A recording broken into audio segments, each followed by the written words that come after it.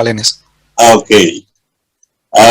Berangkat dari tema yang saya terima, materi yang saya akan sampaikan itu, saya bikin tema khusus atau topik khusus, yaitu merajut kembali pendidikan agama Kristen di tanah Papua menurut postur Papua. Itu yang saya tangkap dari materi yang ingin saya sampaikan dalam kesempatan ini. Karena itu saya sampaikan terima kasih sekali lagi untuk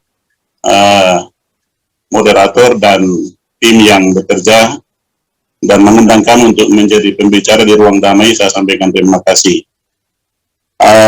Sekali lagi, topik yang saya akan sampaikan adalah merajut kembali pendidikan keagamaan Kristen di Papua menurut postur Papua.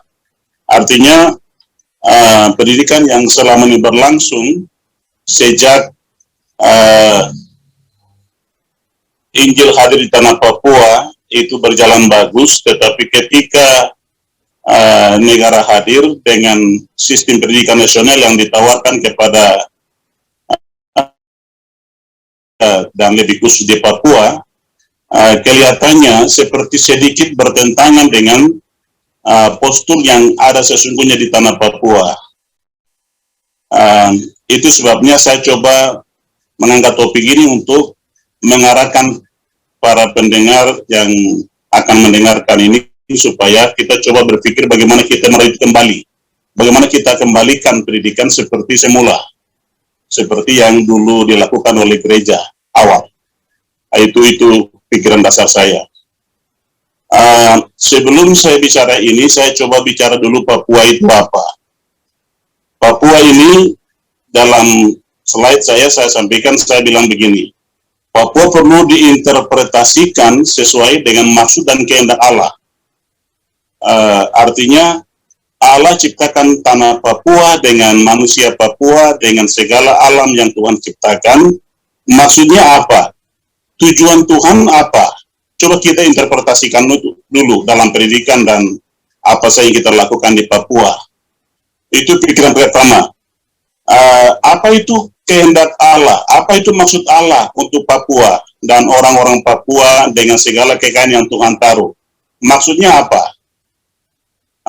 Saya percaya bahwa ketika Tuhan menciptakan Papua ini, tanah Papua, pulau Papua dengan segala sesuatu, pasti ada keputusan Tuhan di awal, ada ketetapan Tuhan di awal, ada maksud Tuhan di awal, supaya maksud Tuhan itu harus terjadi di tanah Papua dengan berjalannya waktu oleh orang-orang yang akan ada di tanah Papua, siapapun dalam waktunya dia akan dilakukan seperti apa, pasti Allah punya rencana.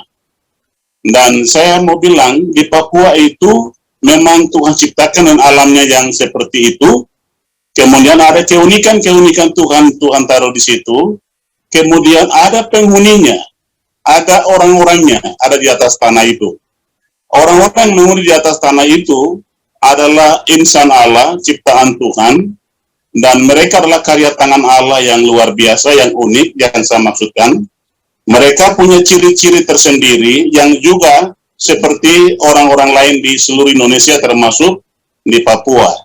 Ciri-ciri orang Papua adalah orang berkulit gelap, teman-teman lain mereka berkulit terang, kemudian mereka berambut keriting seperti teman-teman lain juga, mereka memiliki cara hidup yang unik, sesuai kondisinya, keadaan alamnya seperti begitu, dan mereka harus dilihat dan diterima, diperlakukan sebagaimana Allah maksudkan, sama seperti manusia lain. Jadi, manusia Papua harus dilihat, diperlakukan seperti yang Tuhan maksudkan, yang Allah kehendaki untuk mereka. Jadi, kalau hari ini ada yang berkata bahwa Pulau Papua adalah surga kecil yang jatuh ke bumi, maka mungkin saya anggap mereka berusaha menerjemahkan maksud Allah. Tetapi kebanyakan orang ketika mendengar statement seperti begini, saya lihat mereka terjebak. Oh, surga kecil jatuh ke dalam ke bumi itu adalah mungkin karena keindahan alamnya, atau mungkin keunikan-keunikan lain, kekayaan alam yang Tuhan taruh. Karena itu orang bilang, oh, benar, Papua adalah surga kecil jatuh ke dalam ke bumi, sebab ada keindahan-keindahan yang lain.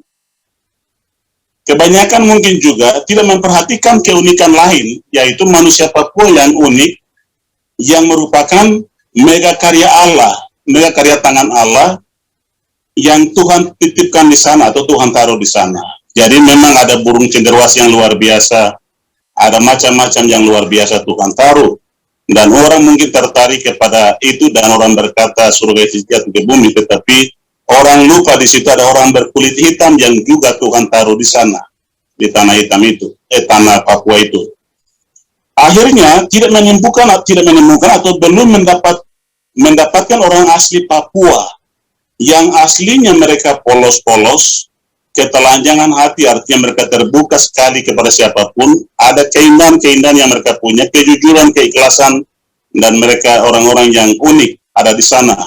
Orang-orang itu mereka mungkin tidak menemukan, mereka menemukan hanya burung cenderawasih, ada emas, ada keindahan-keindahan lain yang mereka temukan, tapi orangnya mereka belum temukan.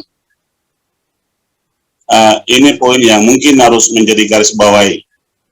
Orang lain yang datang ke Papua dengan tertarik kepada segala sesuatu, tetapi orang itu mereka belum temukan penghuninya, orang asli Papua. Orang gagal mendapatkan orang asli Papua dengan terjebak hanya pada segala keindahan dan kekayaan yang ada di atas tanah ini. Bahkan gagal mendidik dan memberdayakan orang asli Papua dengan menawarkan segala sistem, regulasi, pendekatan-pendekatan yang sesungguhnya tidak sesuai dengan selera dan watak orang Papua. Nah, ini yang saya lihat selama ini. Saya penggiat pendidikan dan saya juga pendeta di gereja dan saya memperhatikan itu selama saya ada di Papua sebagai dosen. Artinya, sebagaimana kondisi Papua yang medannya sulit, cuacanya cukup ekstrim, gunung-gunung yang terjal, tebing-tebing yang tajam, jurang dan dalam, lebatnya hutan rimba yang mengerikan, rawa-rawa sungai-sungai besar yang menakutkan dan sebagainya.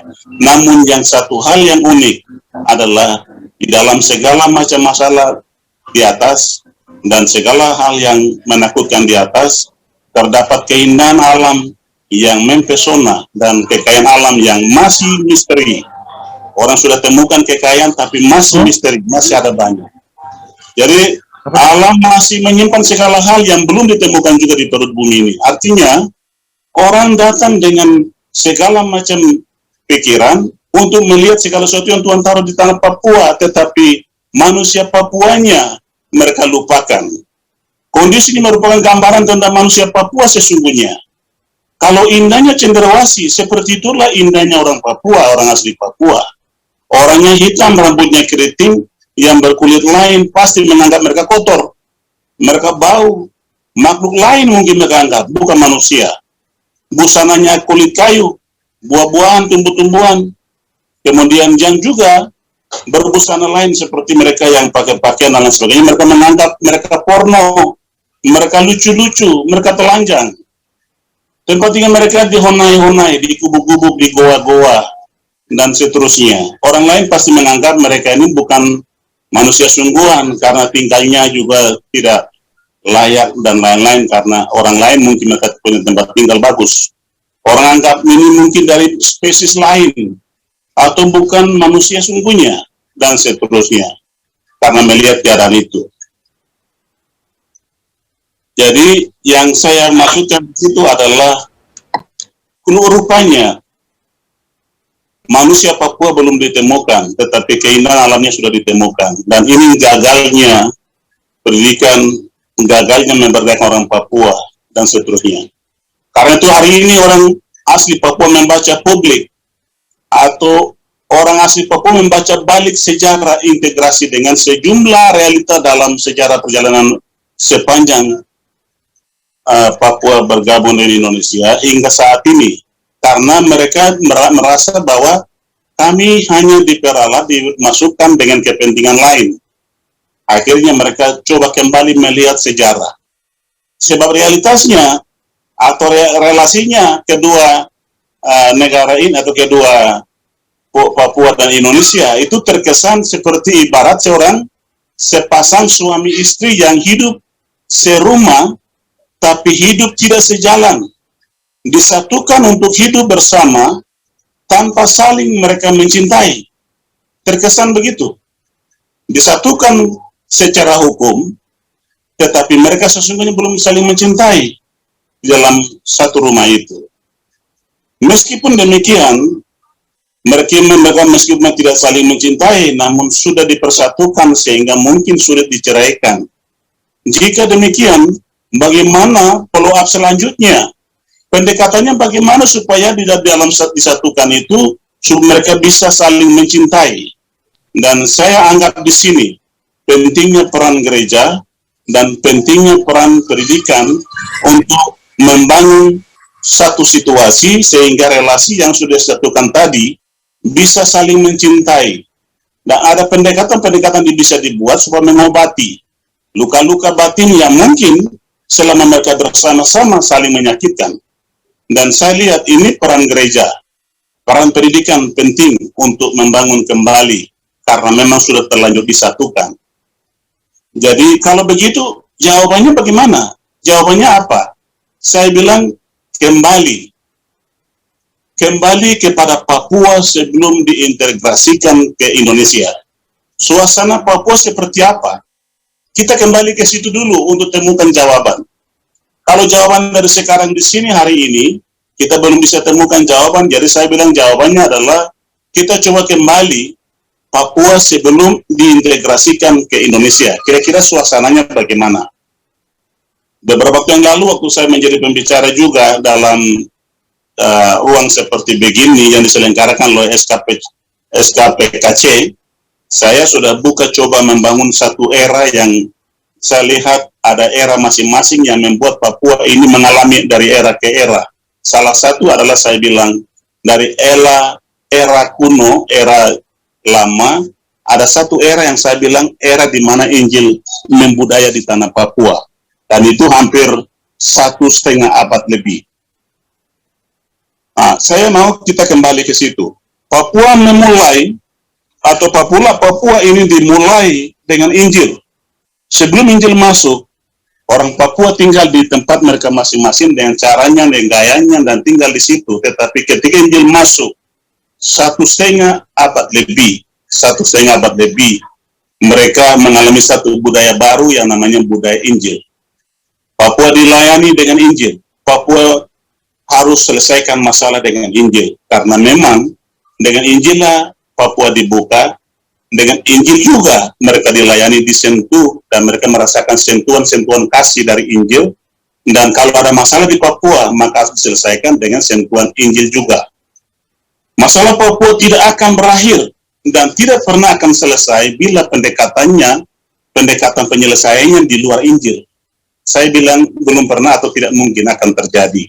Karena memang mereka adalah orang-orang yang sudah mengalami budaya Injil lama sekali. Ingat, Papua sudah menyatu dengan Injil hampir 1,5 abad lebih, baru digabungkan dengan Indonesia dan berjumpa dengan budaya lain. Saudara kalau perhatikan bagaimana Papua diintegrasikan ke Indonesia, mereka kalau sudah menjadi anak Tuhan, budayanya bagus, budaya Injil, ketemu dengan budaya lain karena waktu diintegrasikan bukan dengan pelan-pelan atau biasa-biasa, tapi dengan peperangan, kekerasan. Akhirnya orang Papua seperti melihat ada satu situasi yang berbeda. Dari situ mereka sudah mulai berpikir bergabung di sini baik atau tidak, karena memang situasinya dimulai dengan perang.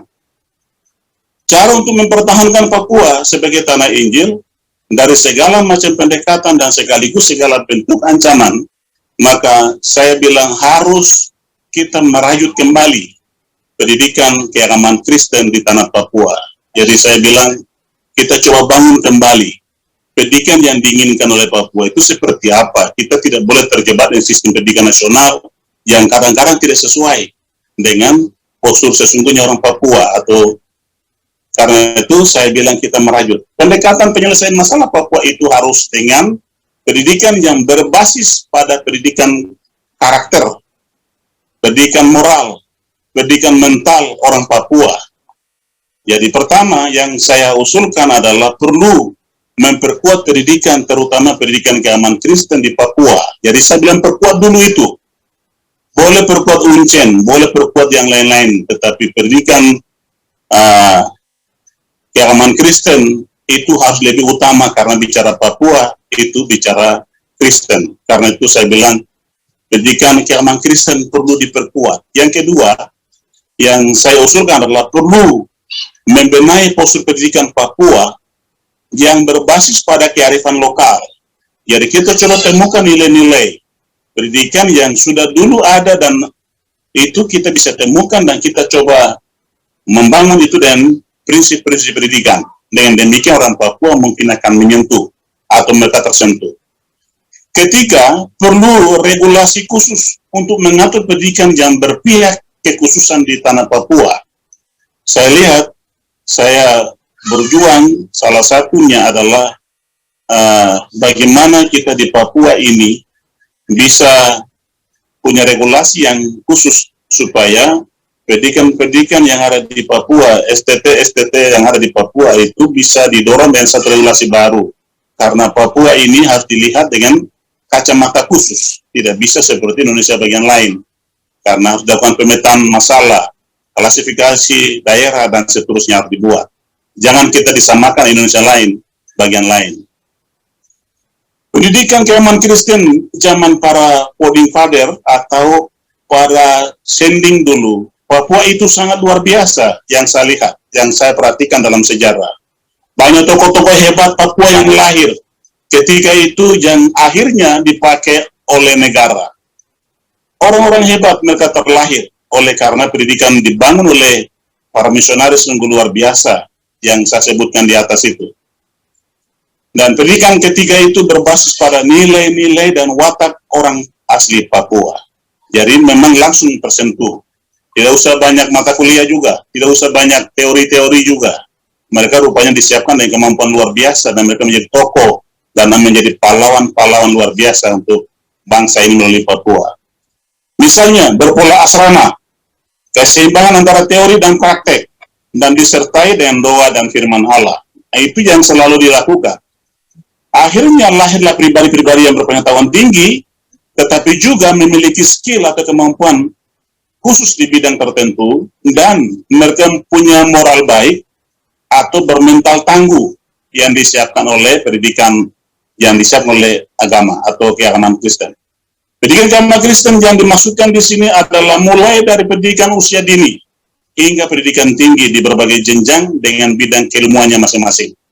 Harus diatur dengan berpola atau berpostur pendidikan Papua. Pendidikan keagamaan Kristen yang ada di Papua perlu dilakukan pembenahan atau dirajut kembali untuk menciptakan dan mempertahankan Papua sebagai tanah Injil dan untuk interpretasikan maksud Allah bagi orang-orang asli Papua dengan segala keindahan dan segala kekayaan yang ada. Tanpa seperti begitu tidak bisa. Akhirnya orang akan merasa disiksa, barang-barang mereka diambil, dicuri, dan macam-macam. Terus akan mengalami itu. Akan merasakan itu dan banyak konflik-konflik di bawah. Pendidikan keagamaan Kristen yang terjadi di Papua hingga hari ini adalah yang saya perhatikan adalah kami seperti berjuang. Bukan melaksanakan dengan baik, tapi kami berjuang untuk mencapai sesuatu. Karena seperti ada persaingan diciptakan secara sistem. Dan kami harus berjuang, akhirnya abaikan nilai-nilai penting pendidikan itu. Dengan satu pergumulan besar, yaitu di sisi lain kami harus mempertahankan nilai-nilai Injil. Dan berdasarkan konteks Papua, kami mau itu dalam pendidikan yang ada, dan itu sudah dimulai oleh para sending dulu. Tetapi di sisi lain, kalau kami dituntut oleh sistem pendidikan nasional dan hampir tidak sesuai kondisi, bahkan kami terkesan tidak berpihak pada orang Papua. Ini dua pilihan yang luar biasa saya lihat di tanah Papua. Selain kami ingin bagikan lagi kesenangan di tanah Papua, tapi sisi lain kami harus berjuang untuk harus memenuhi tuntutan-tuntutan nasional. Sehingga Pak, mungkin bisa disingkat Pak ya, sudah lebih dari 15 menit. Tolong disingkat aja Pak. Terima kasih. Dan akhirnya yang saya lihat di sini adalah kami di Papua ini seperti berjuang. Bukan melayani tapi berjuang untuk bagaimana pendidikan ini kita bisa benahi, tetapi sisi lain kami dituntut oleh negara. Karena itu saya usulkan kepada kita semua adalah bagaimana kita bisa merajut kembali pendidikan dengan nilai-nilai seperti dilakukan oleh para founding father kita atau pendiri Papua ini, yaitu para misionaris. Dan kalau kembalikan ke situ, saya bilang kita bisa temukan orang asli Papua. Kalau belum kembalikan, maka kita belum temukan, tapi kita temukan kekayaannya saja. Keindahan alam saja, tapi orangnya belum kita temukan. Dan akhirnya orang yang kita ciptakan Saryana yang ada banyak sekarang ini adalah Saryana yang kosong, tidak punya kemampuan apa-apa, karena kami kejar sistem dan hasilnya seperti begitu, dan mereka tidak bisa diandalkan oleh era seperti hari ini, dan akhirnya banyak Saryana yang ada di sana, dan mereka stres, mereka depresi, dan akhirnya ya paling minimal mereka menjadi pembohong. Kalau kasarnya mereka akan dianggap KKB.